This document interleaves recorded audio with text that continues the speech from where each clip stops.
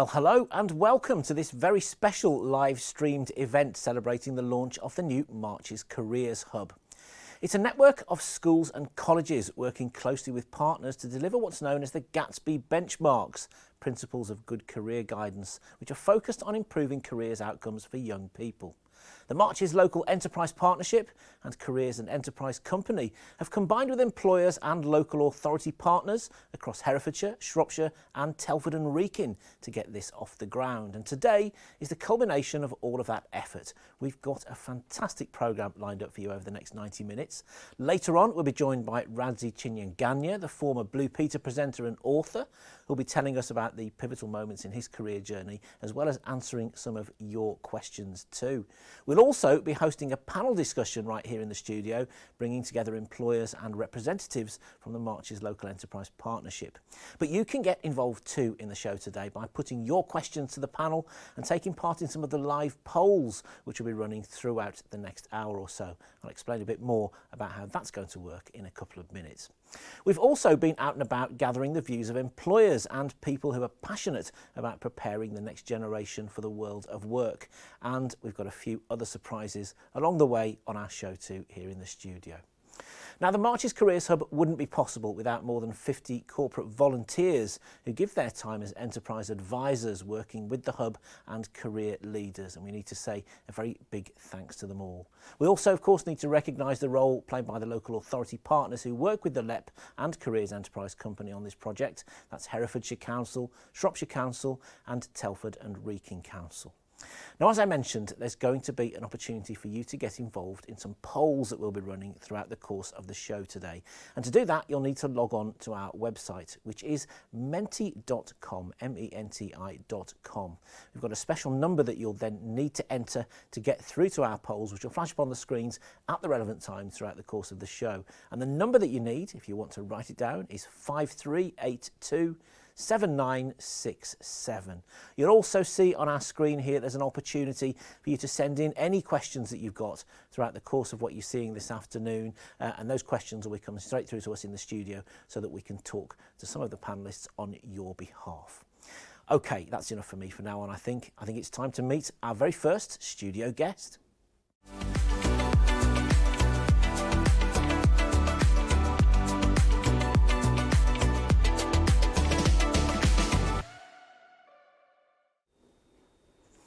And here I am with Mandy Thorne, the chair of the Marches LEP. Mandy, nice to see you. It's great to be here, thank you. In a nutshell, before we get round to talking about the Careers Hub, just explain the LEP and its role to The Marches LEP, we're a business-led partnership between the three local authorities in the Marches, so that's Hereford, Telford and Wrekin and Shropshire Councils, and we work with our further education, higher education partners as well, and our whole reason for being is to drive economic development, better jobs, skills, work across the Marches. We're really focused on trying to improve the well-being, economic well-being for everybody in our communities. And closer working between business and education is a key critical to that on all sorts of levels, isn't Absolutely, it always has been. And we know that we currently in the Marches, we lose too many of our young people. They go away to college, to university and to work. And what we've been really focused on is trying to make sure that we have the right jobs supported by the right skills providers here in the Marches. And that's why the Careers and Enterprise Company and the Careers Hubs are so vital for us. Because this, I'm not saying it's been in the works, but it's certainly been on the discussion table, this project, for 7-8 years, isn't it? Well, the Careers and Enterprise Company actually formed, yes, it's about 7-8 years ago, and we have had funding for careers advisors through our three local authority partners. But the really exciting thing about the Careers Hub that we're really launching today, the hubs, is that these are businesses working with schools, and actually I think we're one of the few careers hubs in the country that's got all of our schools involved, which is brilliant. It's such a testament for the passion that those of us in the Marches have to improve the connection between business and schools and make sure that our young people get the skills they need. It's a brilliant achievement to get everyone involved. And when you say involved, what commitment does that actually involve the schools and colleges making? It's about, I think you'll probably hear more of that from the Careers and Enterprise team, but certainly from our point of view, it's making sure that we have careers advisors, that we've got careers enterprise advisors. We've got the right support going into the schools through our hub so that we can work with the schools, we can work with the schools' leadership teams to show the breadth of opportunities that's out there in business across the Marches.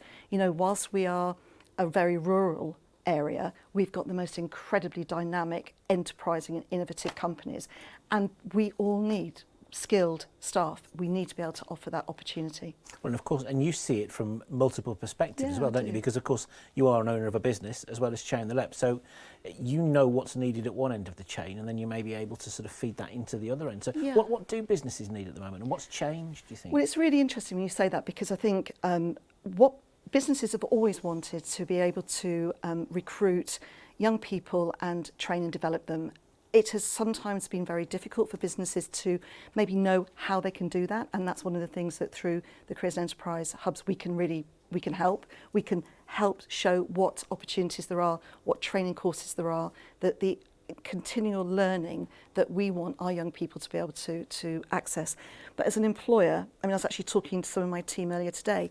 They go out and talk to schools, they run careers, this is what we do.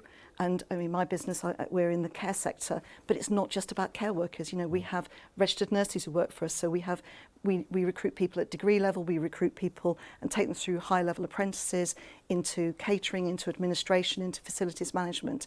So it's actually looking and getting people across the piece. So not just schools and the senior leadership teams, but parents, I'm a parent as well, and employers, that we talk and we explain actually what the world of work is like now, and that just because a sector maybe is seen as, oh, you don't want to do that because it's a one way, you know, there's no opportunity. Every sector has opportunity. And I think what so many of us are able to evidence, and certainly in my own business, we've had people who've come to us with very few qualifications who we've then supported and nurtured, and they've gone through work-based learning, apprenticeships, higher apprenticeships, degree, and are working for us now in very senior leadership roles. And that's the opportunity that we have. And talking of the word opportunity, actually, do you think this hub might actually also play a role in raising the profile and the awareness of actually the range of jobs that are available on people's doorsteps? Because we hear, don't we, a lot in the Marches area that some people feel they've got to move out of the area to progress to what they want to do. I think one of the great things we've got our and huge thanks to our Cornerstone employers who are working very closely with the hubs to show the breadth of work. But we have the most incredible range. You know, we've got from companies that do this, produce TV shows. We've got companies that do artificial intelligence. We've got companies working in really highly technical defence. You know, if you look at what's happening in Herefordshire around cybersecurity and defence, we've got the breadth of companies, creative, digital. We've got very, very clever festival organisers and hospitality. And we've got amazing high-tech engineering. You know, you look at some of our companies that are world beaters, and they all need to recruit people, and that there are such huge opportunities. You don't need to leave the Marches to actually have the most amazing careers. Will you be quite interested to see the results that we get from some of our polls that we're running today? So very much if you've not done already, by the way, menti.com is the place that you need to go to find out the polls which will be running throughout the show. We'll be looking at the results later on, because you've got to listen to what people are saying out there and conflicting opinions, haven't you? Well, I think that's actually one of the most important things about the LEP is that we work as a partnership, but we are a conduit for businesses to come in and to channel their views and what they want. And again, with the careers hubs, we're going to, and with our Cornerstone employers, with the enterprise advisor, with the people out there, we will be listening to what employers want, and we'll be able to talk to schools and colleges about how we can then develop the right skills, the right training and education courses and offers here in the Marches to meet employers' needs. It's a big world out there, and we actually here in the Marches are world beating in our businesses. So we offer real opportunity. And you and I know we've got a fantastic lineup of people that we're going to be talking to over the next hour or so, which look at it from so many different perspectives, including one of the Cornerstone employers that you mentioned there. So, Mandy, thank you so much for setting the scene for us. Thank you. Now, I mentioned that we might have a couple of surprises in store on the show today. I'm going to introduce you to the first of them. Hannah Williams, you are one of our surprises today. Yes. How are you? I'm So pleased to be here as one of your surprises as well. Tell us about what you are doing today and who you are and a bit about your business. Yes, thank you. So I'm Hannah Williams. I'm the director of Scribble Ink Limited, and I capture events visually. So today I'll be here capturing all the amazing information and discussions happening, and really capturing those in a special way. So through visual communication and creating a one-page picture of the day. So you have, you know, in terms of the mixture of business people we've got here today, you went straight from education to setting up your own business straight away, didn't you? Oh, well, I did. I had a wonderful education in Newport Girls High School, and really the university path for me wasn't so clear then, and it was through sort of experiencing what I really was interested in that I did do an illustration degree. I came out with a first class degree in illustration with animation and couldn't find the job that was right for me. I couldn't find what really, lit me up. And so I made it. I made that job, and this is the business that I run today. So do you think in pictures then, in images? Is that how you see things? Exactly. So when people are talking, when I'm listening to someone's story, I see it. And it's really time sensitive on how I capture that. And through live scribing, which is what this is called, I turned that story into a visual and help people communicate.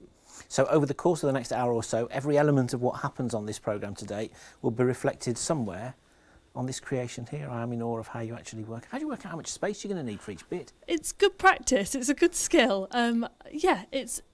It does help having the agenda beforehand and having a kind of idea of what's going to be spoken about. But yeah, it is that kind of excitement feeling that you don't really know exactly what's going to happen, and that's why it's such a perfect snapshot of the day when it's a visual, because you really feel the energy. So if I go off piece today, I'm going to be in trouble with you, aren't I? Yes, you are. Excellent. I'll do Enough as I'm told. space. I'll leave you to do your creating, and we'll catch up with you and see how you're getting on a little bit later on. Let's find out who's next in the hot seat.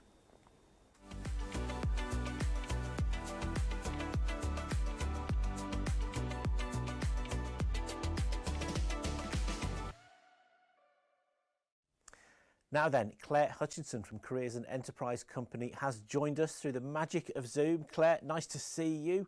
Before we start talking, just tell us a little bit about the CEC, actually, what it is, the background and your role. Yeah, so we were set up by government about 5 years ago now to be a disruptor in the careers industry. At the time, all the diagnostics showed that whilst careers education was widespread across the country, it was really patchy in patterns, and the quality, quite frankly, was variable. So our initial remit was simply to increase the number and range of employers engaging in careers education in schools and colleges. Now we've got a wider responsibility, which is for improving careers across England through tools and resources, training of careers leaders, targeted investment, and of course our network of careers hubs, which my role as director of network is to oversee our enterprise advisor network and the careers hubs that we've now got growing across the country. And of course, this isn't the first wave of hubs, is it? You know, that you've been able to accumulate quite a lot of evidence and research to prove just how effective they are and how they actually work. So just paint the picture of, you know, what the network's like and how you know what needs to be done. Yeah, so we started in 2018 with our first 20 pilot careers hubs. We've got hubs in 30 of the 38 LEP areas. We work across our unit of geography is local enterprise partnerships. So that means that there are now about 45% of schools and colleges in England that are actually in a careers hub at the moment. And our phased rollout plans over the next 3 years means that by September that'll rise to 65%. And then by 2024, all schools and colleges in hubs. And so in terms of what's working well, I can categorically say that hubs are definitely working. We know that the schools and colleges are making accelerated progress against all of the Gaster Benchmarks. We're seeing more innovation, more employers engaged, and more peer-to-peer learning between schools. And I think one thing that really stands out for me is that COVID has obviously been a huge disruption to education. But what we found is that schools and colleges in careers hubs managed to maintain their careers programme, albeit adapted, and hubs were able to mobilise a multi-agency approach to supporting the most vulnerable young people really quickly. So we know that strategic oversight from the hub lead, that hub leadership is absolutely critical. It's the person who's got that helicopter view of all of the schools and colleges across their patch, which just means that they're able to apply the additional resources and funding that they get just where they need it at the right time. Excellent. We've got a question to ask our viewers in a moment, the first one of our poll questions, all about Gatsby Benchmarks. So make sure you've got menti.com and enter the password number 53827967, because we're going to be asking you a question in a minute. But Claire, as far as Gatsby career benchmarks go, for people that don't know too much about the background to, what are they and why have they become such an important factor? Well, the Gaster Benchmarks are a framework which schools and colleges would use to plan, deliver and then review their careers education. They're internationally recognised as a best practice framework which covers 8 key principles. So they're based around the premise that young people need individually tailored careers education, which will provide them with information, then encounters and a tailored plan of what they need to do. And by working to the benchmark, schools can be certain that they'll have a really robust careers programme, which is embedded across the school, where they've really taken into account the local labour market and information. They're actually tracking pupils through schools and into their destinations, and they'll be threading careers throughout the curriculum. And then the other part that's really critical is that they're engaging young people with employers of all different types, different sizes, different sectors, making sure they have experiences of the workplace, also of FE, of universities and technical and vocational education. And all of this would then be accompanied by professional advice and guidance. So what the benchmarks are doing is they're allowing continuous improvement in schools, because I think it's fair to say that a careers education programme shouldn't be static. It grows and develops each year, and it's adapted to the needs of every targeted cohort that comes through school. And so the benchmarks are really important in providing a national consistency, really, in the absence of a formal careers curriculum. Brilliant. You're quite excited about this Careers Hub project, aren't you? I can tell. Yeah, I love them. I think they're absolutely brilliant. The stuff that comes out of Careers Hubs is just, it's inspiring just to see some of the activities that they're coming up with and the way that they're supporting young people. Brilliant. Claire, thank you for your time and thank you for your insights. Much appreciated. Thank you for having me. Now then, here's an opportunity for you to tell us what you think about the Gatsby Benchmarks, because this is the first one of the 3 polls that we're going to be running throughout the course of today. You need to log on, as I said earlier, to menti.com and make sure you've entered our code for today, which is 53827967. If you get on there now, you will find the first of our questions, which is a look at what are the most important Gatsby benchmarks in your opinion. There's a range of choices, so tick some boxes for us and then we'll be revealing the results towards the end of the show. We'll leave Claire to get back to the day job, but now we're going to hear from a school's view on why this whole project is so important. My name's Imran Iqbal. I'm the Deputy Head Teacher here at the Telford Primary School. We're a school of about 1,000 children, 11 to 16, and we take children from Donington, Rockdine Wood, Trench and also Muxton as well. All of our children will either go into some form of education, training or employment, the majority being further education and a growing number that go on to take training programmes. So we're preparing our young people for the world of work through a really broad curriculum really, and it's really well codified and sequenced and thought through. So our young people have a careers programme starting as soon as they start with us in year 7, and that is about raising their aspirations, keeping it really broad. As we go higher up into the school, year 9, 10 and 11, we start to personalise that a bit more, showing them the different routes that are available, and as we go through, we sort of thread the skills through that. So we talk about what are the different skills required to do different roles and different sectors, different industries, and all those skills are there to help develop that readiness for work and readiness for the world of work. And then as we go up to year 10, 11, we start to personalise it even more, the different pathways that are available. So for example, year 10, when they came back, did some work on traineeships. That's a relatively new thing for schools. So and so they started looking at what the different routes might be available to them, as well as apprenticeships, as well as level 2, level 3 qualifications. And then as they go into year 11, we really personalise that with individualised careers options, and looking at what they're going to go on to do. It starts quite broad in year 7, year 8, so it's about trying to expose the whole year group to different people and different activities and events. So for example, we've always tried pre-pandemic and we hope to continue post-pandemic that our children all go to university in year 7 and realise, and just have that wow factor at such a young age about going onto a campus and things like that. And there's some really nice activities that are age appropriate to sort of raise those aspirations. But as they get older, we'll start engaging with employers with different subjects. Fujitsu is our strongest partner in the school.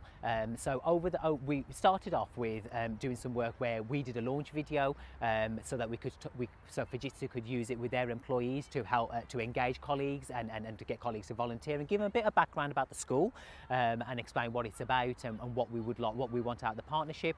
That has then evolved into us creating a bit of a plan where over the years, as I talked about the careers plan, we want to make sure that Fujitsu can be part of that programme from 7 to 11. So this idea of doing some really broad work with year 7 and then really personalising it as we go up the year groups. So some examples are, in a week's time, 18 of our young people are going to start their mentoring sessions with colleagues from Fujitsu. So that is where colleagues from Fujitsu are going to be talking to the children on Teams. They're going to be talking about what they're currently doing. And what we want out of that is for our young people to realise the person they're speaking to, who's in a really good job, gone through education and training post-secondary school, is a person who came from their neighbourhood, and that actually we want our young people to therefore believe that they can do it as well, and that will be a really powerful thing that will happen. Our school vision is about powerful knowledge for global citizens, and that is about us saying we want our children to have the very best curriculum and the strongest curriculum that can be taught to them, because that knowledge will help them and prepare them for the rest of their life and set them up. And the global citizenship part of our vision statement is about, we believe our young people can be anything and they can go on to do anything, and that's where the employers come in. We tell them this, we tell them every day, we tell them in assemblies, we tell them when we're teaching them, we tell them in every interaction and action we have with our young people as we go about our business. But somebody coming in who's from the local area, who's doing that job, who's been through what they've been through, and for them to realise, I grew up on your neighbourhood, I grew up on your estate, and this is what I do, and for our young people to realise and believe that they can do the same. Passionate words there then from Telford Priory School, and we've got a couple more case studies from different organisations to come up over the next few minutes. But I'm going to touch base now with Hannah. We're making your job even harder by actually having to create while holding a microphone at the same time, aren't you? I'm just, I love being here that much that it's so exciting. I thought it was only men that can multitask, but obviously not. Who knew? Who knew? So what have you taken from it so far then? Oh, it's brilliant. I think this paper is going to be on fire soon. It's so brilliant, the amount of information.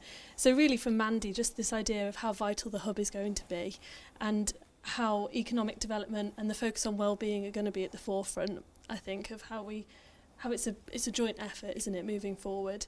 Claire, amazing ideas around how all the schools and colleges are going to be, working on this by 2024. How incredible is that? From Imran as well, some wonderful ideas that they're really going in at grassroots and showing children from year 7 the opportunities that they've got. It must be quite satisfying from your point of view that the work that you're doing, now is actually going to be saved in perpetuity, become a display, you see some of your work cropping up in strange and unusual and unexpected places. Yes, absolutely. And that's the purpose of live scribing as well. There's not just that feeling of on the day and the excitement of seeing it being created, it's that long tail. So when you've captured something, when you've captured those nuggets of information, not to let them go, you've got them. So you can use them in reports, you can use them in best practice guides, frame them as artwork, and really hold on to that information that you've captured and celebrate it. The fact that we're all here together is so wonderful today. Let's celebrate that and keep the long tail, so share it on social media. But there's more ways of getting involved when you've got something tactile that you can hold on to. Absolutely. Well, I'm going to leave you in peace for a while now, so you can do some proper creating, and we'll catch up with you a little bit later on. Thank you. Thank you to everyone who's already got involved in our interactive voting service. The first question is up there, if you've not found it already, on menti.com, and you'll find the password and the login number on your screen. Once you've filled in that question, the next couple will come along at an appropriate time as and when we start discussing some of the issues. Let's take a little break now while we wait for our next few panellists in the studio. We're going to hear an employer's view on the Career Hub debate. My name is Andy Holly, nickname is Buddy, and that's not for my singing abilities, it's because my surname's Holly, so that's why they call me Buddy. And I work for Fluid Master, and they are a plastic injection moulding firm who make plumbing equipment for toilets, showers and everything. And I've been working for them for 31 years. I'm linked to Bishop of Hereford's Bluecoat School at the moment, which is the same school that I went to when I was at school, so it's quite special for me really. I go in and give some careers advice to the kids, about their further education and what the best things for them to be doing is. When I was at school at Bishop's and trying to choose a career path, I wanted to do something with my hands because I was much better at building things than academically.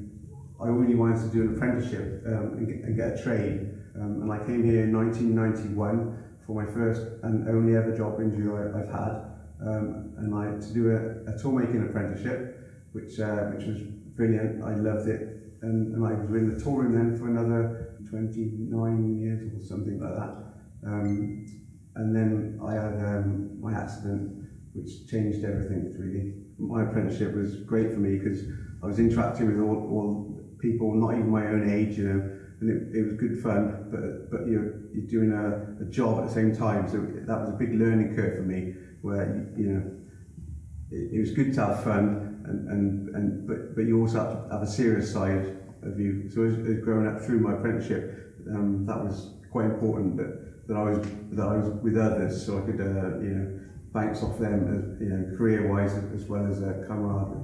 8.5 years ago, I had a serious motorcycle accident where I broke my collarbone, my back, punctured both my lungs, broke my shoulder blade and my ribs. I'm now a paraplegic and a permanent wheelchair user. I now couldn't do the job which I'd chosen to do and be trained to do for the last 29 years. I had to have a career change because of what has happened. So it was quite frightening. But it's something that I had to do. Fluid Master, who employed me all those years and years ago, have shown their support, and they've been brilliant. They've created a new office-based role for me. So I'm now I've gone from with all the lads in a tool room getting covered in oil and that. I'm now in my own office, spick and span, learning a new trade, if you like, learning computers again, and I didn't really know what I was doing because I can build and fix anything, but when it comes to computing, I struggled. So I had to really do a career change. So it was quite hard, but I've come through it. It's okay. When they say it's a life-changing injury, it really is a life-changing injury. You have to change absolutely everything. You have to change your attitude to life. You have to be more patient with absolutely everything. Whereas before I go at everything at 100 mile an hour, now it's completely different. Although I do still go about 98 mile an hour, but it is a big life-changing thing. Even from getting up in the morning and getting dressed, it's such an effort. But once you start doing it every day, it becomes the norm. You have no issues. It just takes a little bit longer for everything. I used to go to the gym and I used to play rugby for Hereford, at the able-bodied sport, and I was really active. So all of a sudden I'm not. But I got it into my head that all that doesn't work on me is my legs. So everything else I can still do, or I can make an effort to do. So I go to the gym a lot. I play wheelchair rugby for Hereford Harriers, which is a good Fluid Master actually sponsor us. So that's good. Linked in my work with my social life as well. And I've got 4 England caps for wheelchair rugby, which is a big thing. And also I did the Tough Mudder. Well, I actually did it twice, doing it once was a bit crazy, but doing it twice is even worse. So what I did is, from Fluid Master, I got the boys in the taught room, which is where I came out of, where they can build and fix anything. We got them to build me a chair, an off-road indestructible 4x4 wheelchair to get along, to do the Tough Mudder. So we built it all between us, and then we did 2 Tough Mudders. You'll, throughout your life, or as you get into your further education or your apprenticeships or whatever, you will come across obstacles. The same as I did in the Tough Mudder. It was an obstacle course basically. So every obstacle I came up against, I had to think of a way around it and change my mindset to, yes, you can achieve this and you will achieve this. So it's the same as the advice I give. You will come up against all these different obstacles in life and work, that you've just got to focus and find a way to get through it or get around it. So that's the employer view from Herefordshire. Now we're back in the studio. I'll introduce you to our 2 guests in a minute, but before I do, thanks, as I said, to everybody who's been involved in our Menti quiz so far. The second question is now live, so if you're taking part, menti.com. If you do need the number to log into the system, you'll find it on your screen. But the second question that we're really looking at is, we want to know what people feel is the biggest difference in delivering success for careers education. So see what the options are, see what floats your boat, and we'll be analysing all the results with our panel at the end of the show. And 2 of the people who'll be helping me to do that have joined me now, Sasha Welch and Maddie Sillman. Sasha, I'm going to come to you first, because you both interact with schools in various ways, and although your jobs actually on the face of it are very different, just when we were talking just before we came on air, there's quite a lot of areas where you overlap, aren't they? So Sasha, just tell me what your job is at the moment.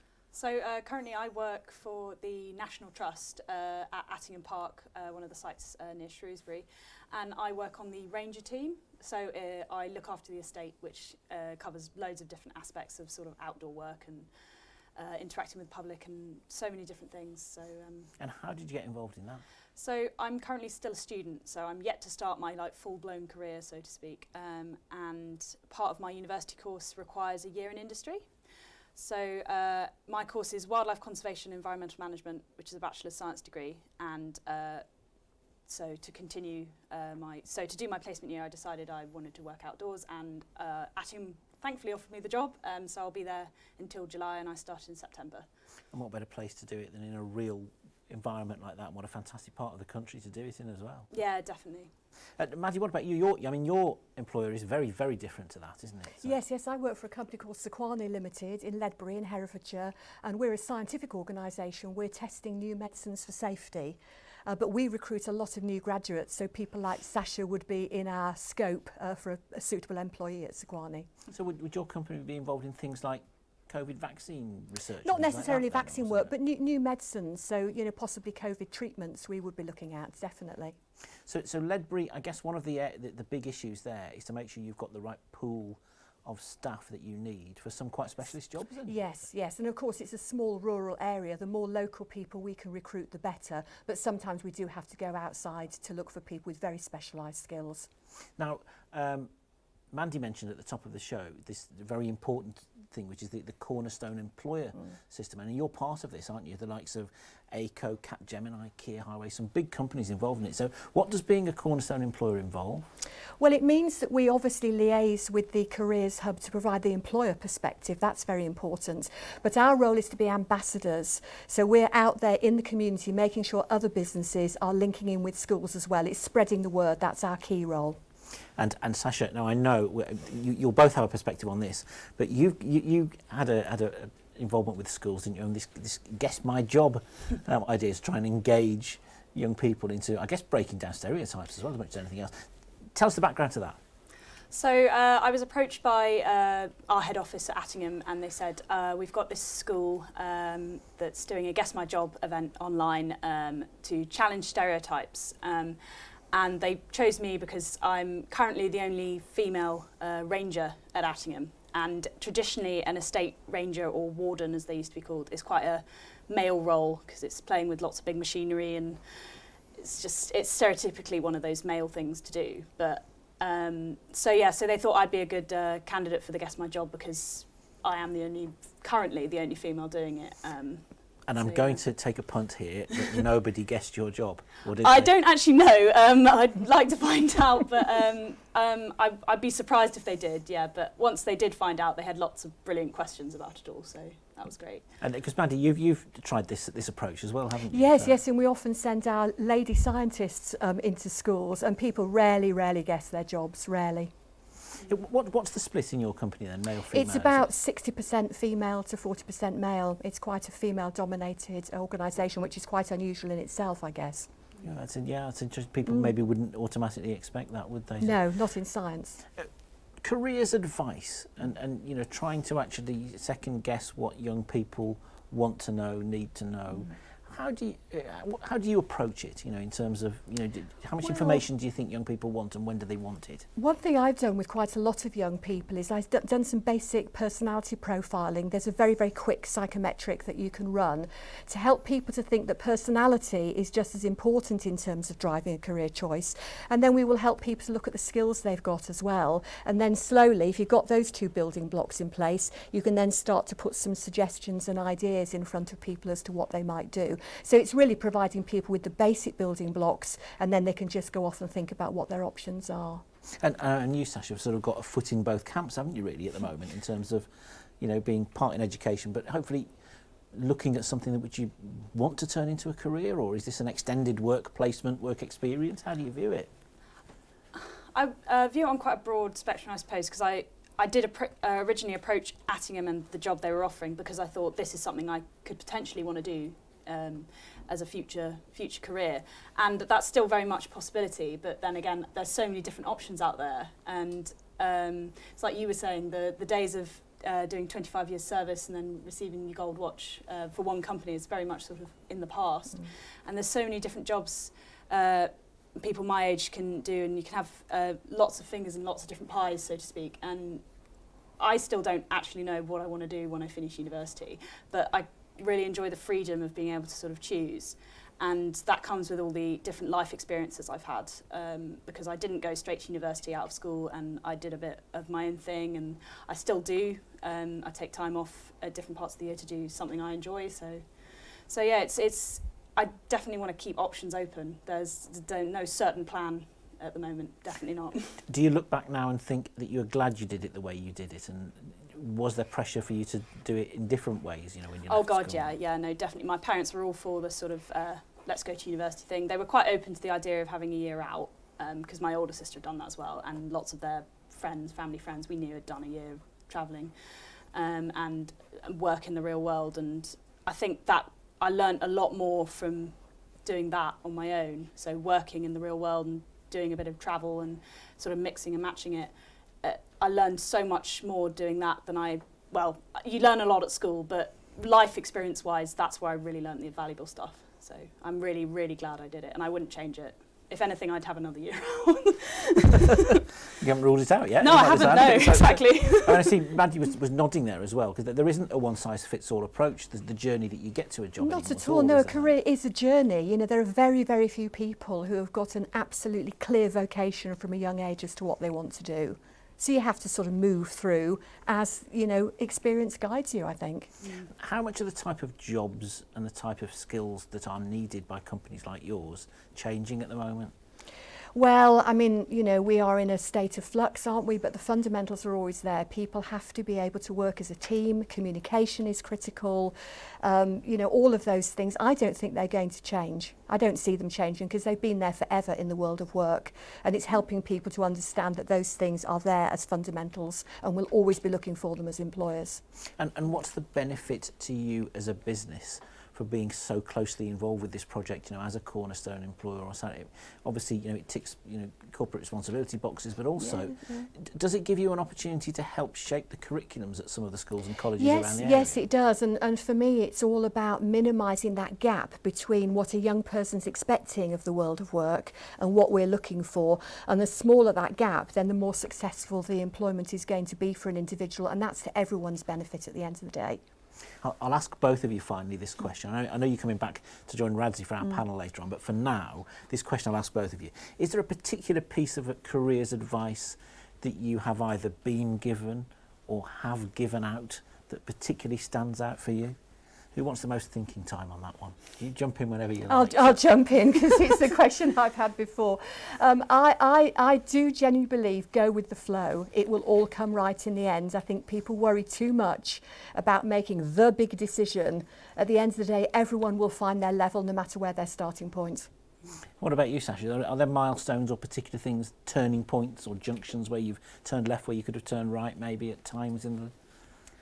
I'm not really sure. I think any advice I would give is like try everything you can, and if you think you're going to enjoy a career, go and experience it, and then you might discover that you won't. So for instance, I love animals, and I thought, and every child that's loved animals goes, oh, I want to be a vet when I'm younger. And I actually went and did a lot of work experience with a vet, with different vet practices, and I didn't like it. So I'm really glad I did do that. Otherwise I would have gone through a lot of academic stuff I wouldn't have necessarily enjoyed to become a vet, and I much prefer other things that I've had experiences with. So, but get as much experience as you can and just keep trying. Try new things, because you never know when the day will come that you actually land on the thing you think, yes, this is actually for me.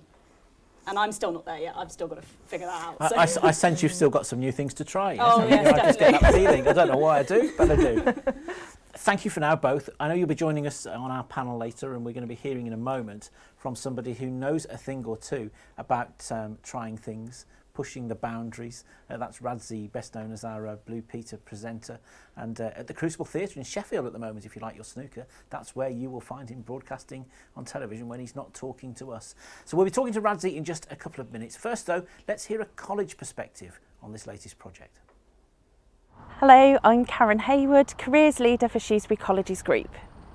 Shesbury Colleges Group is the largest college in Shropshire, and it has the broadest range of A-level provision and a superb range of vocational courses. Shesbury Colleges Group is based across 3 campuses in the heart of Shesbury, and we have over 3,500 16 to 18-year-olds and nearly 9,000 students in total. So my role here at the college is a really exciting one. I'm the designated careers leader for the college and also responsible for things like student voice, work experience, volunteering and enrichment. We actually start our careers advice with students before they even join us on campus. So we have taster sessions, pre-enrolment days and group interviews so they can find out more about the courses. Because we offer such a broad range of courses, I think it's really important that students find out actually what's involved before they enrol. I think the best thing about my job is making a difference for young people, and I know that sounds really twee, but when you see students on results day, or they've got the job offers that they want, or they've got the degree apprenticeship that they want, you know that you've made a difference. I think employers play an absolutely invaluable role in careers guidance, and it's really important that all employers know, doesn't matter if they're a one-man band or a multinational company, there's so many ways that they can get involved, and that could range from a simple factory tour, letting a student shadow the company for the day, offering work experience or virtual work experience. We've seen an absolute explosion of demand for virtual work experience because of the current pandemic. Employers can get involved in things like National Careers Week, mock interviews. There's a real range, so I would encourage any employer, in particular if you have a skills shortage, do have a think about how you can get involved with your local school or college, because every contribution, no matter how small or large, is really valued. It is absolutely vital that all schools and colleges have a strong network of employer links, and I can't put a value on the relationships that we have with our employers. What we do in school and colleges, we can give students a small insight and a flavour of businesses, but when the students actually engage with employers in a real world setting, it really does bring it to life. It's the sounds and the smells, what does it look like, and we can't put a price on that. It's really invaluable. So I've recently been appointed as a community of practice lead in the Marches, and this is a very new role for the Careers and Enterprise Company, and essentially what it boils down to is coaching and mentoring. So I'll be working with other careers leads in schools and colleges, bringing together all that good practice across the Marches, and it is out there. There's some really excellent practice out there, And it's about supporting colleagues in other schools and colleges to achieve the Gatsby benchmarks, and not just achieve them in a tick box way, but really bring those benchmarks to life in a meaningful way that brings value to their students and their schools and colleges. We are absolutely blessed in the Marches to have a real wealth of micro businesses, and for me, students have a real benefit. Doesn't matter what age they are. When they go into a micro business, they see how an organisation functions across all the different functions within an organisation, rather than just an HR role or a marketing role or an engineering role. They see the whole. So really important that our micro businesses do feel that they have something to offer, because they have such a great range of experiences to offer students. Right, well, I've got a very special guest waiting to talk to me. Just before I log on, just to remind you, we are being interactive today. There are a series of polls running. If you haven't already logged on to menti.com, please do, and check out the questions that we are posing to you over the course of the next hour or so, because we want to sort of sit down and digest it all with our panel a little bit later on. But without further ado, let's introduce you to the star of the show, I think we can call him today. He's a man who needs no introduction, but I'm going to give him one anyway. Radzi, some people will know you from your Blue Peter days. You're up in the Crucible Theatre at the moment, aren't you, doing the snooker? Yeah, it's the Snooker World Championship. We're on day 12 of 17. It's absolutely awesome. If you're not a big snooker fan, give it a watch. Give it 10 minutes. I guarantee it'll probably make you an addict for life, because that's how it started for me. But yeah, really enjoying my time up in Sheffield. And it's good to be with you now, Carl. I'm already a convert. I love my snooker, but that's not what we're here to talk about today, of course. Just before we get into your career journey, just tell us a bit about the local routes that you've got to our area. Yeah, so I'm born in Oxford, but raised in Wolverhampton. And so if anyone asks where I'm from, I always say Wolverhampton. And it's kind of where I kind of understood who I was. And I went to school at what was called the Adams Grammar, latterly became Haberdashers Adams. And so for me, there's a real connection between my, if you like, upbringing, who I am, where I'm from, and your good selves. And tell us a bit then about your school days and you growing up. At what stage were you starting to think about where your career would want to go? So I went through a real journey, I would say. So in year 7, 8 and 9, if you'd asked me then, I don't really think I'd have had a clue. And part of the reason for that was, so at that point, my parents were splitting up, and I was actually the poorest kid in the entire school. I know that because we used to have a thing back then called the Education Maintenance Allowance, which was basically given to families who had a certain threshold of income. And if you came under that, you were given a small sum to encourage people of that age to go to school. I was the only person in the entire school to get that. So I knew, as a fact, we were the poorest family. So kind of 7, 8, 9 was a bit of a kind of tumultuous time. But 10, 11 was when I realized I liked numbers, but I was going down a route of actually feeling as though I was quite limited in my options, because let's say from an academic standpoint, I was just bang average.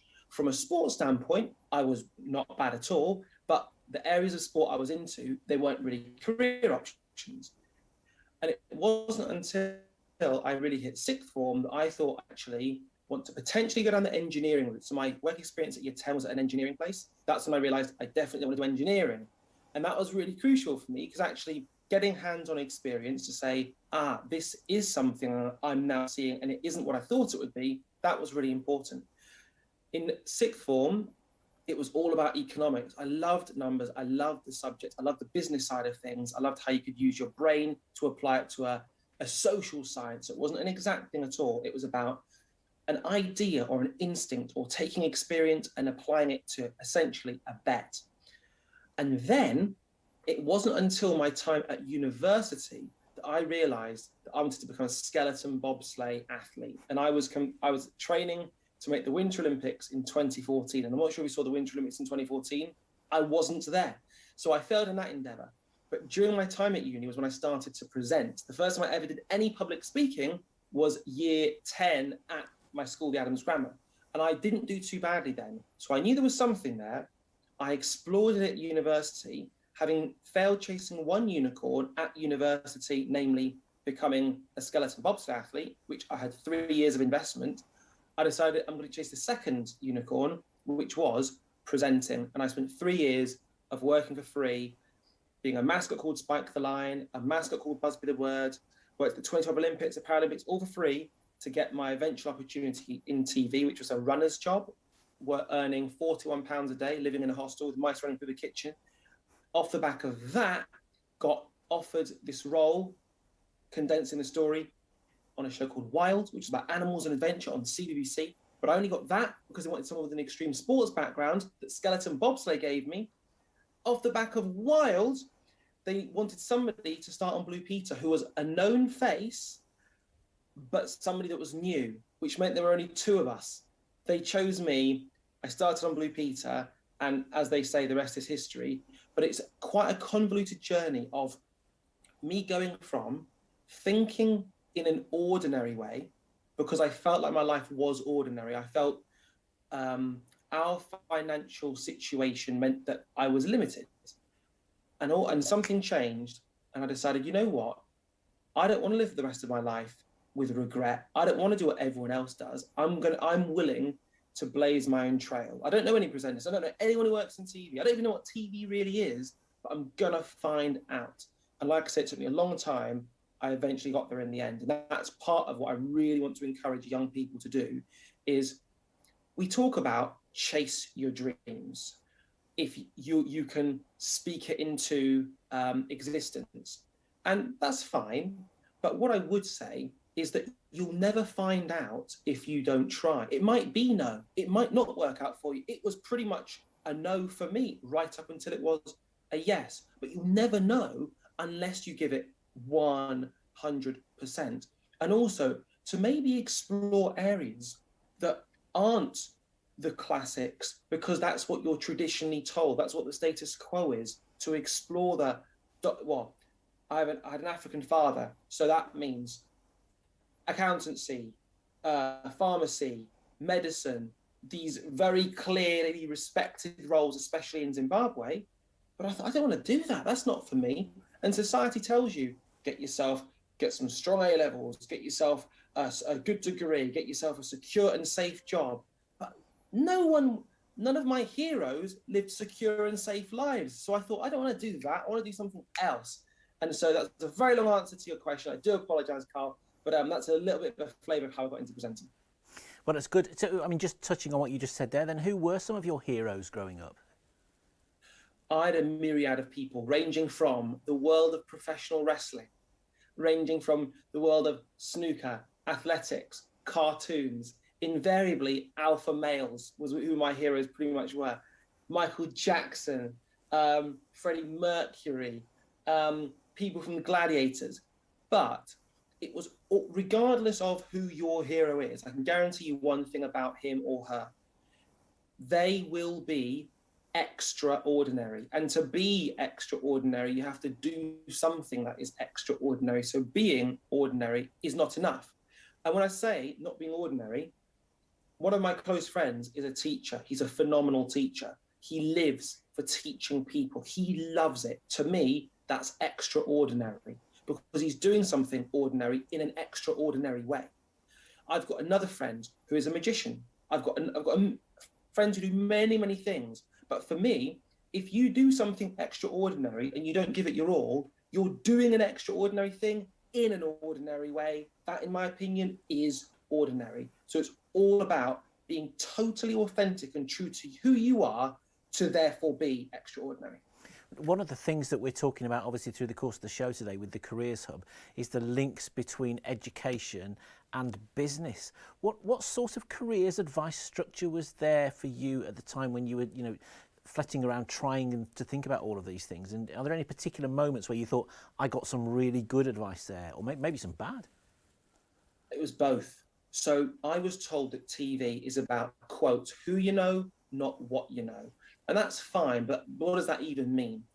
I didn't know anyone in TV. My background wouldn't have extended to that.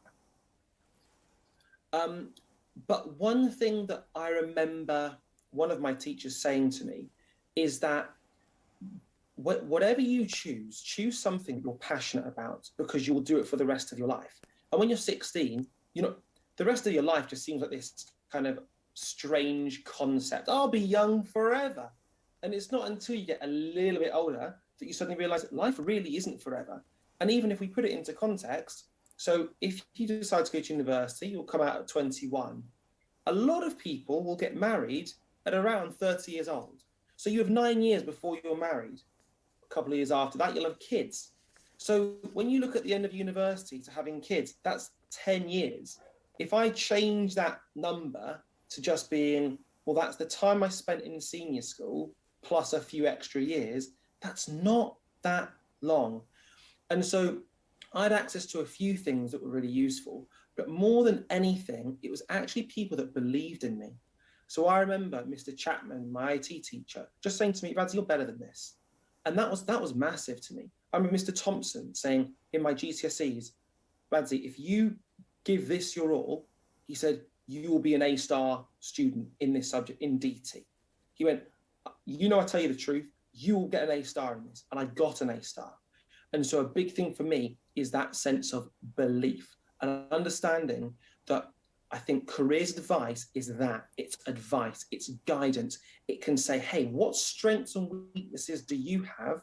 Let's point you in the right direction.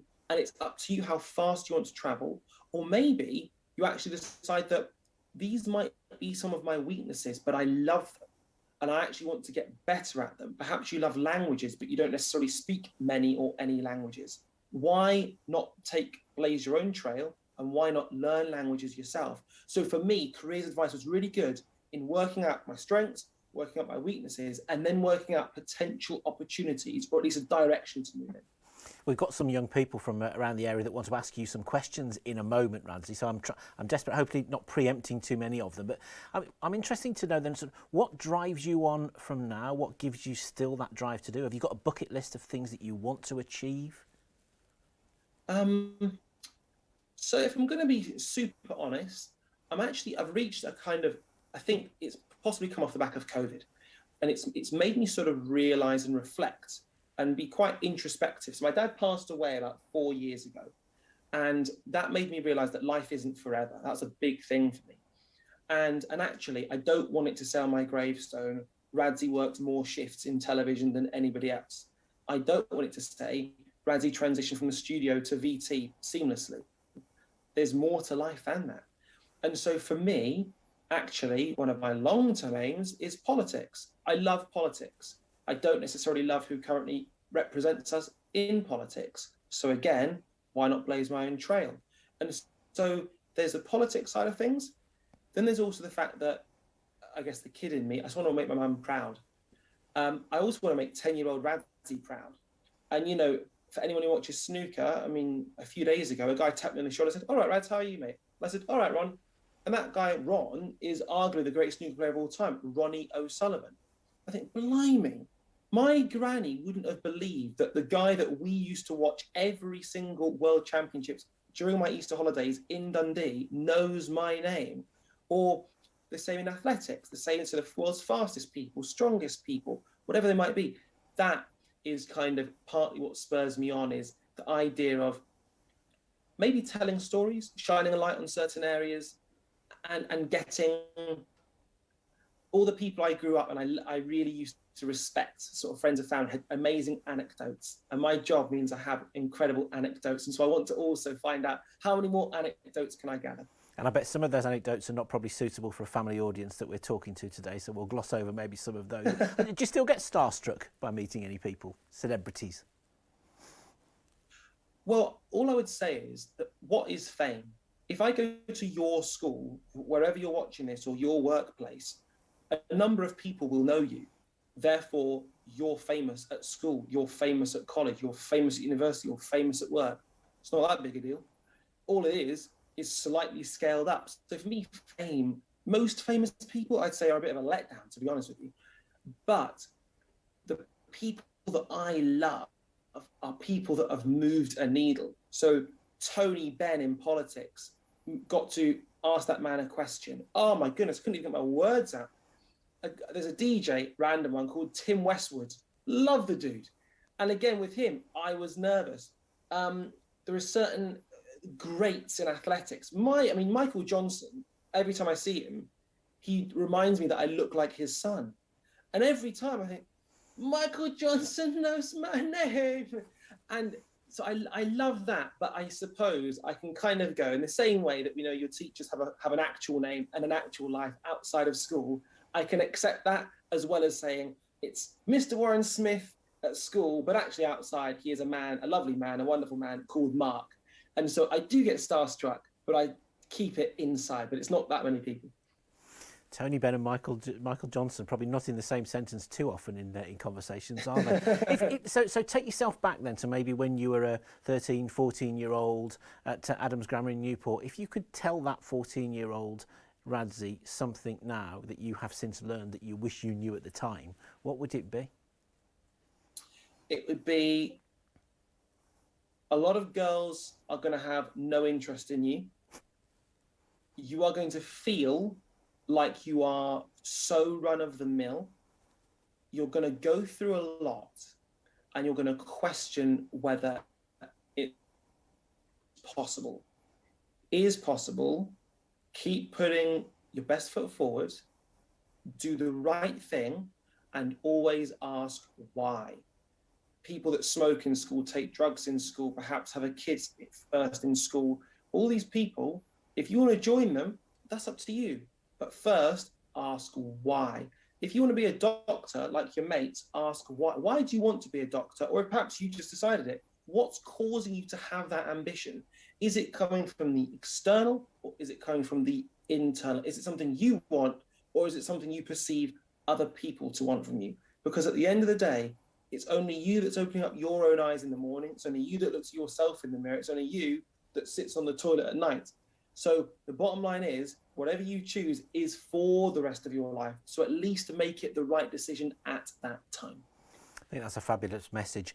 We've got time to throw a few questions at you, Radzi, if that's all Please. right. Let me introduce the first one we've got. This is a question which comes from Kian Brown from Idsall School in Shifnal. Hi Radzi, I'm Kiana from Idsall School. If you could give your Year 7 self a piece of advice, what would it be? So my previous advice, Kian, to my 14-year-old self was what I just said. To my Year 7 self would be embrace all the opportunities that you have at your age. So when you're 11, turning 12, you possibly think, I'm big, I'm old now, I'm mature, because I went through Year 6 when I was the boss of primary school. And then Year 7, it's quite intimidating, it's quite scary, it's all new. But what you don't realize is how many opportunities you have at 11 and 12 that you do not have at 16. So, I mean, Anthony Joshua, a little bit of an exception. He went from watching the Olympics in Beijing in 2008, having never boxed, to being the gold medal winner in the heavyweight division in 2012. He is sort of an anomaly. He's a rarity. But there's so many things you can start at 11 and 12 that 10 years later you could do as a profession, whether that be sport, whether that be acting, whether that be joining a cadet force, so many things. So explore as many of them as you can. If mine doesn't allow it, just find out about it. Find out if perhaps it will suit you, because that really, for me, is when your ship of life, you turn the rudder and you can move it in so many directions. And in just a few years' time, you are 3 years down the line at 14, 15, 16, and it's too late for those people to join and to get as far as you have, because you've travelled so far. Excellent, thank you for that one. Next question comes from Dinethme from Charlton School in Wellington. Dinethme is from? Hi, my name is Dinethme from Charlton School in Telford. I would like to ask what types of courses in university would help to get a job in journalism, television and media. Dinethme, what I would say, don't worry about getting a TV, radio or media related degree. Choose a degree in something that you are passionate about. 2 reasons for it. Number 1, you don't need it to get into TV. But number 2, if you have something that you've got an interest in, then you will be able to explore that anyway if TV doesn't work. But if you enter TV and you're bringing certain expertise, production companies, channels love that, because you're the person who knows, who's perhaps an expert in a particular area of history for a documentary in that area, or it could be animals for the NCU, the NHU rather, in Bristol, where they make all the David Attenborough documentaries, or it could be sport that you can apply for BBC Sport, BT Sport, Sky Sports, etc. So choose something you're passionate about, and that will stand you in very good stead. Excellent. Time for one more. Radzi, this one comes from Eloise Walker from Drunkell High School. Hello, I'm Eloise Walker from Drunkell High School. What would be your best piece of advice for someone wanting to become a TV presenter? Eloise, what I would say is my big one would be, in 2021, we live in a world now where you can identify as whatever you want to be. But professionally, you have to be able to prove it. So if you have a passion for music, let's say, how else can you say something other than I have a passion for music? Do you have a grade in an instrument? Do you DJ at a residency in a nightclub? And when I say that, nightclub, if you turn up to a bar and say, I would like to DJ for you for free once a week, they will have you doing that. And if you do that for 1 hour, the experience you're going to gain. So it would be doing something that is of real interest to you, that means you can quantify a qualification or a statement about yourself. So how can you prove that you have a passion for football? A lot of people are football fans. So is it that you have a particular group that you're a part of? Do you contribute to something when it comes to football? Do you write a vlog, a blog? Do you write a part of a football program? Do you announce at football stadiums? So any way you can prove your passion, that will grab people's attention, because everyone will say the right things, but not everyone can prove the right things. And doing what you're passionate about and what you love is the secret, isn't it? I guess, you know, what they say, that, you know, if you love what you do, you never work a day in your life, do you? I'm sensing from some of the things you've said to me that you like things which maybe push you out of your comfort zone. So I must ask you this question, Radzi. What's the biggest adrenaline rush? Throwing yourself down an Olympic bobsled track out of control, or about to broadcast live to the nation? So when you're about to broadcast live, what it is it's much more of a test. So I was walking to the Crucible, it's about 1 minute's walk away, and this morning, and I was just thinking to myself, what a privilege it is that I get to do a job that I honestly love. And I'm shattered. I've been averaging 3 hours sleep because I've been up till 1:30 doing all my preparation, and I've been getting up. Today was 6 a.m. So I've got 4.5 hours sleep, slept awfully last night. And I got up and I just thought, I'm so lucky to be able to do this. I love the fact that I love my job. I've done many jobs that I've hated, and I love that I love it. And when you're being counted on air, they'll say half an hour till on air, 15 minutes till on air, and you're doing your prep, you're doing your notes, you're working out the show, you're doing some pre-recorded parts. And when they say 30 seconds to on air, and then they say 5 seconds to on air, then you hear the titles. In Snooker's case, da-dum, da-dum, da-dum, da-dum, diggy, diggy, dum, dum, dum. Iconic tune. 25 seconds that lasts for. Then it dissolves to you in vision. And then you've got a piece to camera that you're going to say. And you either flop or you nail it. And sometimes I can nail it by making it simple. But am I going to challenge myself? Am I going to be extraordinary? So I'll give my piece to camera. I'm then going to link in to a table. Here's what's coming up today. Or here are your 8 quarterfinalists. And then we read out the next bit. Coming off the back of that, I speak to Alan McManus, and there's certain interview points. At the end of that, I've got to then say, so much exciting snooker. Here's how you can mark your card. Off the back of that, I then speak through the shots that you can see of the players who are getting ready. Now, this is only 10 minutes worth of stuff, and I've been prepping for it for ages. I want to add tidbits. I want to be good at what I do. And that feeling right before you go on air is incomparable to anything. I love adrenaline. I've skydived, bungee jumped, etc. That's an amazing thrill and a rush. But before you go live on air, that is a questions enter your head of, can you do it? How will you fare today? Because if you fail today, literally millions of people are going to see it. And unfortunately, some of those millions will put that on social media and online, and you will become a meme. So Raz, you're 10 minutes away from becoming a meme. How will you fare, my friend? Social media is a topic for another day, isn't it? We haven't got time to even go there at the moment. Radzi, thank you so much. I am hugely jealous that you've got a fantastic seat at the Crucible Theatre, but thank you for giving us that insight into your career and what drives you forward.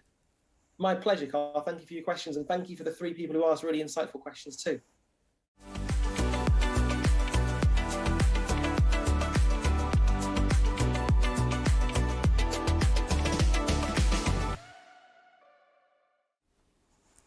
So we've got the band back together then for the last part of the show. Radzi is still with us, and all the other people who've been involved in the show. We've got Mandy, we've got Sasha, and we've got Maddie. We've had a fantastic response from you online. Thank you so much today for all your questions. We will get through as many as we possibly can, and I know that the Careers Hub team will also be responding to any of them that we don't get a chance to talk about today. Radzi, while you've been on a roll, let me start with you, because this is a really... unfortunately, this person didn't put their name on this question, but I think everybody on the panel is going to have a view on this one. What should you do if you actually don't know what you want to do when you grow up? Does that matter? So I think just before you retire, you still don't know what actually it is that you really want to do with your life. And I think to an extent, we're all kind of blagging it. And I think that's also quite empowering, because it gives you the option to think, do I want to change what I'm doing with my life? And I would say in any job that we do, there are pros and there are cons. I think whether it is being a professional footballer, I remember speaking to a footballer, and he said the moment you become a professional footballer, you stop playing football and start competing in football. So it's not the same as playing with your mates down the park. And so actually, I just think it's really ordinary, and it's just something that you should just embrace. And the fact is, it's whatever you choose, it's not going to be perfect, but it's about a balance between so many things, whether you prefer having, let's say, being a teacher and you get good holiday time, but then when you're working, it's super intense. You get your weekends, but perhaps during the week's really difficult, versus perhaps a 0 hours contract in many particular roles, or me being freelance, means that I don't have much certainty, but I've got a lot of flexibility. So it's all one big trade-off, and if you feel like that, you're not alone. I mean, Sasha, when we were talking, you were saying you're still not sure what you want to do, are you, completely? Yeah, exactly. I think at my age, people expect you to know, especially when you're on the verge of leaving university and such, they expect you to know what you want to do, and I think it's completely the opposite. You choose a degree because you have to choose one. You don't get to do 5 degrees at university, you get to choose one. So you choose a degree, and then you suddenly get to the end of a 4-year course and you're like, oh God, I don't want to do that. So then you go and you experiment, and the best thing to do is to just try everything you think you might want to do, and then you've got all the options. Get some experience wherever you can. So. Well, and Mandy and Maddie, both as employers, I guess I'll ask the same question maybe from a slightly different direction. How many people do you encounter, young people, who actually genuinely don't know what they want to do when they grow up? Shall I go first? Go on, Mandy. Yeah, I mean, I think an awful lot of people don't know what they want to do. And actually, many of us are still on, maybe 6th, 7th iteration of a career. I mean, certainly that's where I am. But people that come through to my business often don't know what they want to do. Some of them haven't worked. Maybe they've had careers, they've then had a family and they want to come back into work. But I think the opportunity to try and days, many employers now, we offer trial days. We, come and have a taster. It doesn't matter actually what age you are, but come and have a taster, see what's right for you. And I think, just picking up what Radzi was saying, try out and don't just think of, is this, if you have a really strong idea that that's your perfect job, I think you might always be slightly disappointed. I think be realistic, get that balance of what you want, that work-life balance as well. And I think, we spend so much time talking about work, but actually I think we should spend a lot of time as well talking about life and having that work-life balance, getting the opportunity to get your skills, develop yourself, and then employers will absolutely want you. And Maddie, I mean, talking about life skills and what's going on, and that's become more important than ever, hasn't it, in the past 12 months, because no one knows how people have dealt with the baggage of COVID. Very much so, and all experience has value. Even bad experiences have value, because you can take that away and say, oh, I didn't like that a great deal, let's avoid that in the future and try something else. Very, very few career decisions are irreversible from my experience. It's disappointing from an employer's point of view if someone leaves and they're good, but if it's the right decision for them, it's the right decision for them. So don't fret if you don't know what you want to do. No big deal. Well, I'd jump in just quickly, going off what Sasha had said, just about not knowing what you want to do after university, because it was actually at university that I had a seminal moment, and that was at the end of my second year. We were revising for our exams. I wasn't revising possibly as well as I should have been, but we were all revising. And I remember there was one person who was essentially saying, I said, what do we want to do when we leave uni? And no one on our table of about 20 people had a clue. Roll on a year, and everyone said, oh, I want to work in marketing, or I want to work in accountancy, I want to work in the city. And I realised they were all lying. they were all kidding themselves that this is what everyone should know at this point. So they're giving the answers that you think, well, my parents would want to hear that. And it wasn't until I realised, hang on a second, everyone is blagging this. That was what made me think, actually, if you're not sure what you want to do and you're already choosing something I know you don't want to do yourself, I'm going to at least try and do something that I really want to do. So it was actually that confusion from others that kind of gave me a little bit of clarity. And sometimes that's a trial and error, isn't it? And that's why you don't end up sort of sticking with the first career that you go with and then taking your gold watch, as we said at the end, after 25 years. I think this question follows on very nicely from that. It's another general one. It says, given that we all accept that there is no such thing as a job for life anymore, what sort of transferable skills is it important for young people to make sure they are arming themselves with so that they can transfer potentially from 1 to 3, 4, 5 careers? So, Mandy, let me throw this one at you first. I think one of the most important things is just being able to talk, good communication skills, good interpersonal skills. Whatever you do these days, you need to be able to talk to people. And if you can do that, and that actually is quite difficult for a lot of people. I mean, when I was really young, I wouldn't say boo to a goose. I was really, really nervous of talking to anybody. Would you believe it? But good communication skills, and I think more and more, if you have got good digital skills, if you do know how to use a smartphone, and then how to use computers, that is incredibly important. But to me, I want to see people coming through the door in my business with good communication skills. We can develop all the other skills. Let me come to the professional communicator on the back of that then, Radzi. Can you talk yourself into anything? Are communication skills the be-all and end-all, do you think? Well, actually, you didn't even want me to be a part of this, and I managed to blag that one. But no, it was, for me, one of the biggest things is actually it's persistence. But it comes down to, I think, values rather than qualifications. And it's about the fact that, you know, so anything that I've got on the whole is about that persistence. It was, in my case, it was 3 years of working for free. The other thing that I would kind of add to it is I think there are certain jobs for life in that there will always be a need for doctors, there will always be a need for teachers, etc. But what I would say is if you want to explore an area which is slightly fraught, slightly uncertain, why don't you explore it whilst you have something that is certain? So if you want to have a business, why not make it a side hustle to start off with? So you're not relying on it. And then over the sort of course of 2 years, you can work out if it's a viable option. Perhaps you can get a qualification. My mum did when she was 50 years old. She got a degree when she was 50. And again, she did that as a single parent. But again, that was something she did whilst working for the NHS in mental health. So whilst doing something else, if you have the privilege of a little bit of extra time, trying to parlay that into something else means that you're kind of negating the risk of it failing, plus you're still giving yourself options. And of course, a lot of people during lockdown have actually spent their time learning new skills, haven't they, deliberately to set themselves up for the future. What about you, Sasha? Do you look at what your skill set and think, yes, this is going to be transferable for me in the future, this is going to help me? Do you look at it that way? Yeah, definitely. I mean, I think the most important skill I've learned is that you're always going to be learning. I mean, I've met people at the Trust who have been volunteering there for ages, and I learned new things off them every day.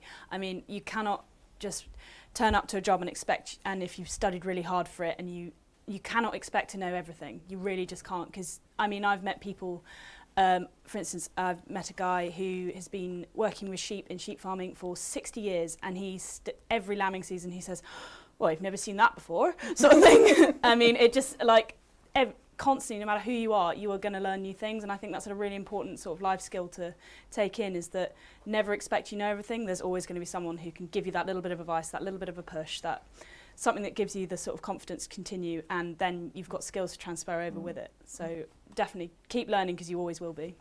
Maddie, what about from your point of view? What's transferable skills?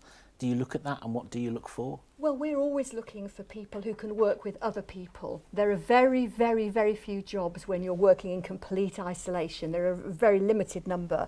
So we are referring back to the communication skills and that ability just to build rapport, to bring people into a team, to problem solve as part of a team. Those are very important skills. And I think a degree of resilience as well nowadays as well. You've got to be able to roll with the punches and pick yourself up, regroup, and then go back into the fight again. So those are the types of things things that we're looking for. Do you think the sort of transferable skills we need now have changed dramatically from what they might have been a few years ago? Well, I don't think they have. I mean, I've been in recruitment and HR for many, many years, and we are still looking for the same things that we were 20, 30 years ago. Yes, there are new skills, there's knowledge, you've got your digital technology and everything, that's new, but the way you approach things hasn't fundamentally changed, and I don't personally think it will.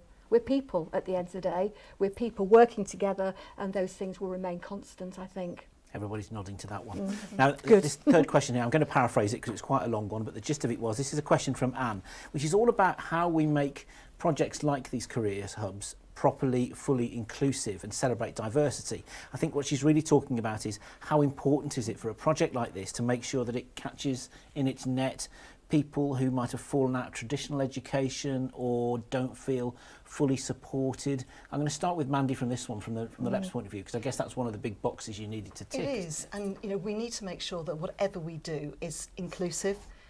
We have an incredibly diverse population, communities, but particularly those people who have not been able to fully engage with school. We've got projects that the LEP, through European funding, has been supporting over a number of years. We've got some great organisations across the Marches who will help and support people who've not been in mainstream education, have fallen out of that. We've got support mechanisms there already. I mean, Landau is a great company that works across the Marches that supports young people into work. But for the careers and enterprise, just because you might not fit a particular sort of pigeonhole doesn't mean to say that you don't have value and that you won't be an incredibly important employee in the future, or that you can't be supported to do your own business. And we've talked about employers, but the other side of this is that across the Marches we're really enterprising and innovative, and actually going into your self-employment and creating your own business is another opportunity. And Radji, you touched on this a little bit, didn't you, when we were talking a few minutes ago about how your personal situation when you were at school in Newport was very different to the vast majority of other students that were around there. So it's proof that you need to take it and look at the whole background of everyone's life story, don't you, to make sure that everybody's needs are taken care of with something like this. Yeah, and I guess also with diversity, the obvious thing we think of is perhaps race, or maybe maybe religion, maybe sexuality, maybe gender, but also other things like neurodiversity. So whether somebody might have Down syndrome, for example, or maybe somebody with special needs or anything like that. But even kind of touching on religion, to me there is almost diversity in, let's say, having a Christian there, because actually belief is something which is becoming less and less prevalent, and also class diversity. When I work at the BBC, I mean, I would say about 75% private school, and so I went to the Adams Grammar, which was a selective state grammar, but it was ultimately state grammar, and so for me that's important as well. But I guess the 2 points for me on this would just be, as soon as I sort of heard the question, is 1, mentors, and 2, case studies.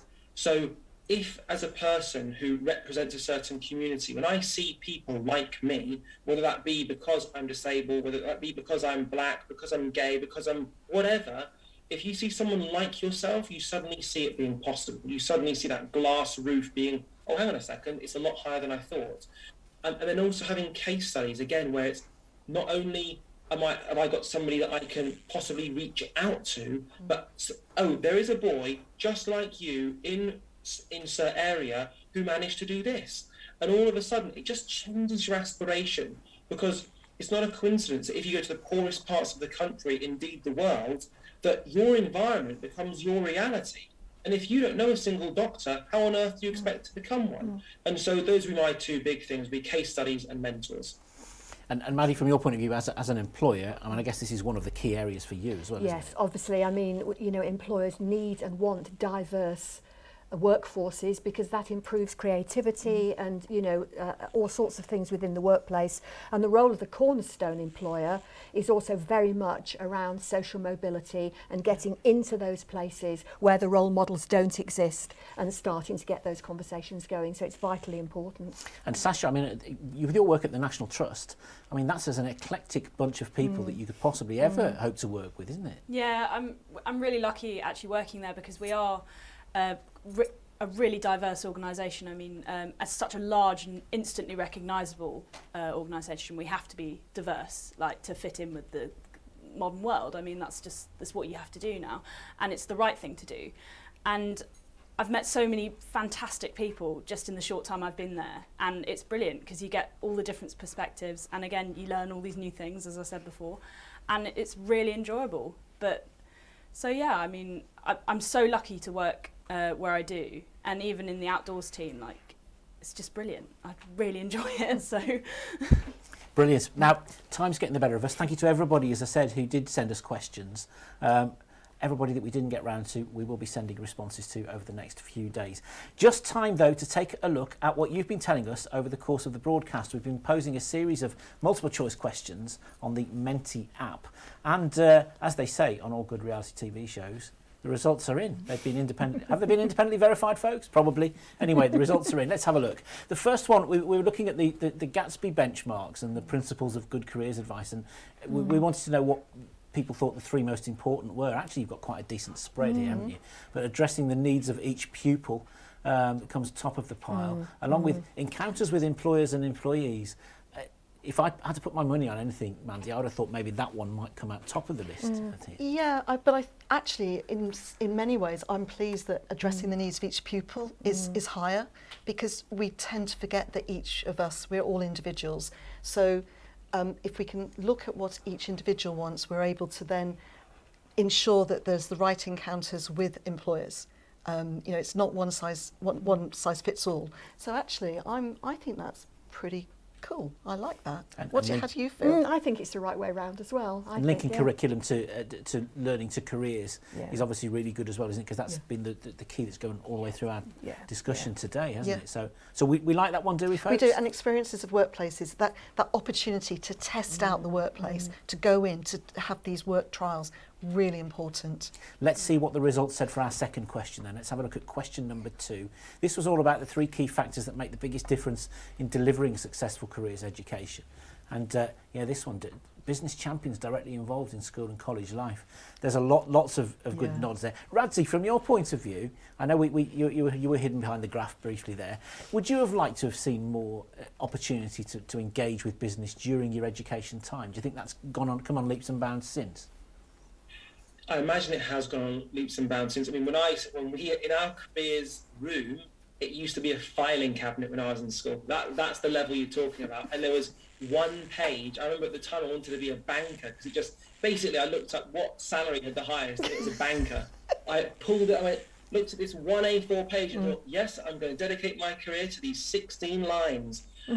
But the one thing I would just want to say is that there was a study done, and it was about UK sport. So UK sport is how Olympic sport gets funded. It happened in 1997, because in Atlanta 96, we had the worst medal haul in our history at that point. So they thought, what can we do to change this? So they interviewed every single Olympic medalist that was still alive to find out what are the themes that connect them all. And there were 3 themes that connected every single British Olympic medalist. So they've all gone through 2 out of the 3 of these things. They were expecting it to be specific about traits. It wasn't. It was 1, they'd experienced extreme trauma. You determine what extreme trauma is. They had somebody that believed in them and somebody that didn't believe in them. Well, in our lives, a lot of us have somebody that doesn't necessarily believe in us. But I think the Careers Hub can be somebody that believes in you. And that's so, so powerful, that when you go somewhere, you don't write somebody off. But you say, look, you have somebody that you are somebody that has potential, and let's try and explore that. And for me, that's the power of your hub, is that smiling at somebody when they walk in, whether it be virtual or in person, and empowering them to realise what they can do. Who knows what they can then go on to when somebody truly believes in them. Absolutely, 100%. So let's go back to our second question then on the screen. So I think so this is the other three factors. That follows on nicely from Radzi's point. And yeah, once again, they've ticked all the boxes that we were talking about today, haven't we? So are we giving them good marks for their performance on question 2? Yeah. Let's have a look at the third and final question then, see what that one's come out. This is, what are the 2 biggest benefits for employers in engaging with the Careers Hub? Access to future workforce. That's a clear winner, isn't it? Absolutely. And I imagine that if you wanted to boil down what the reason for putting this together today is, I guess that encapsulates, I think, it's as good as anything, isn't it, Mandy? We know we have been losing too many of our young people out of the area. And we also know that so many businesses really struggle with recruitment. This is what we want to make sure that we inspire and prepare our young people and help us as businesses to succeed in the future. Fabulous. Well, brilliant. Thank you to everybody that's been involved in asking us in answering our questions today. And can I say a big thank you to our panel. Radzi, before you go, you're a man with inside information. Who's going to win the World Snooker Championship this weekend? So we got down to the final 8. I said it was a man who's not a million miles away from where you guys are. Kyron Wilson, based in Kettering. He's called the Warrior. He went to the final last year, fell short against Ronnie O'Sullivan. It's anyone's game at the moment, but I'm going to go Kyron Wilson. If you fancy running to the bookies to get some money to start your own business, get down and down back with Kyron Wilson. Radzi, thank you so much for joining us, and thank you to all of our panel as well. It's been informative, fun, great, just the way that we get information across in the most powerful way, I think. So thank you very much. That's almost all we've got time for. Just time for me to catch up with Hannah, who's you've nearly filled your chart. Pick up your microphone for us, multitask for us. Yeah, we are almost there. I have never experienced such incredibly fast moving. This is pressure working, this, isn't it, to be honest? Absolutely. Yes, it's been fantastic, and hopefully this has captured all of the key points and brilliant information shared today. And so we will have you've got two or three more little bits just to fill in, and then that's it. And then we're all good. Ready to share? I take my hat off. I know I've spoken to you before and said this. As a person that, can barely draw a straight line with the ruler, I'm just in awe of the ability to be able to do this and to just assimilate information and process it into something that's immediately through. And also your amazing spelling as well. Everything's always spelt completely right. How do you manage it? You don't have a spell checker in your head, do you, or something like that? Absolutely, yeah. I normally have to do quite a bit of research beforehand, depending on who the customer is, because if there's tons of 3-letter abbreviations, I am sweating throughout the entire event. But today's been really good. Today's been brilliant. Like watching Line of Duty, is it, where you're trying to work out what they're talking about? Honestly, it's just so many options. Brilliant. Well, I'll let you finish it off. Thank you. Great job again, as ever, today. Thank you very much indeed. Thank you. So that's it. Everything you need to know about the new Marches Careers Hub and the difference it really could make. But I know what you're now thinking, how can I help? Well, there's various ways for businesses and individuals to support the Careers Hub of 62 colleges across the Marches. For example, you could become an enterprise advisor. You could help out with work experience, perhaps, run careers quizzes, or even engage in lots of other ways. Senior leadership teams in schools and colleges, I'm sure, will be grateful for your input to careers policy and planning. If you want to know more, visit the CEC website. You'll find the information on your screen now, or send an email to the Careers Hub. Information is here too. I think really the message from today is clear. When employers and education work in partnership, it can inspire and improve the outcomes of a generation of young people. Thank you so much for watching. Goodbye.